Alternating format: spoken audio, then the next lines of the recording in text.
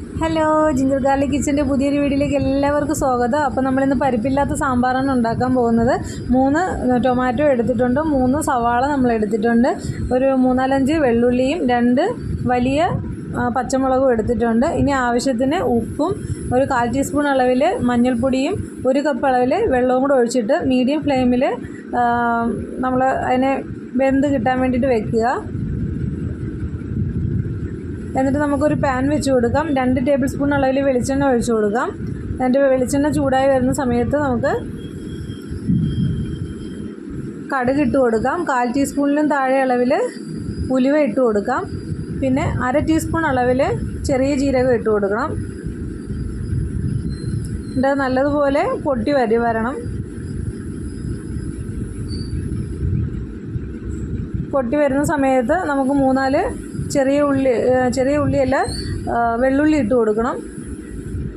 അതും കൂടെ ഒന്ന് റെഡിയായി വരുമ്പോഴത്തേക്ക് വറ്റൽമുളക് 2 അതും കട്ട് ചെയ്തിട്ട് കൊടുക്കാം. ഇനി ഒരു ചെറിയ അളവിൽ ഒന്നുകിൽ സവാള ഇടാം, അതല്ലെങ്കിൽ ചെറിയ ഉള്ളി ഇട്ടാലും മതി. 1.5 ടേബിൾ സ്പൂൺ അളവിൽ സാമ്പാർ പൊടി ഇട്ട് കൊടുത്തിട്ടുണ്ട്. 1/2 ടേബിൾ സ്പൂൺ അളവിൽ കാശ്മീരി ചില്ലി പൗഡറും കൂടെ ഞാൻ ആഡ് ചെയ്ത് കൊടുക്കുന്നുണ്ട്.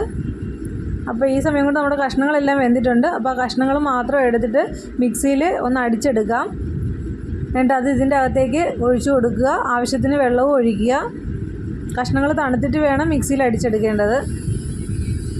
എന്നിട്ട് ആ കഷ്ണങ്ങൾ വെന്ത് ആ വെള്ളം ഉണ്ടല്ലോ, ആ വെള്ളവും കൂടെ നമുക്ക് ഈ സമയത്ത് ഇതിൻ്റെ അകത്തേക്ക് ആഡ് ചെയ്ത് കൊടുക്കാം. ഈ സമയത്ത് ഉപ്പില്ലെങ്കിൽ ഉപ്പ് ആഡ് ചെയ്ത് കൊടുക്കാൻ മറക്കരുത്.